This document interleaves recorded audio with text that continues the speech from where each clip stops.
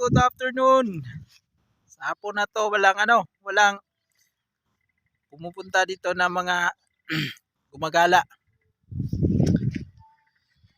Welcome sa lugar na parang paraiso.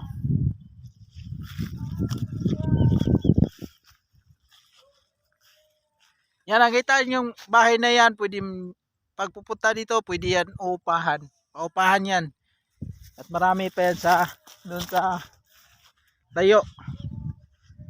Hindi ko lang alam magkano yung gabi paupa dyan.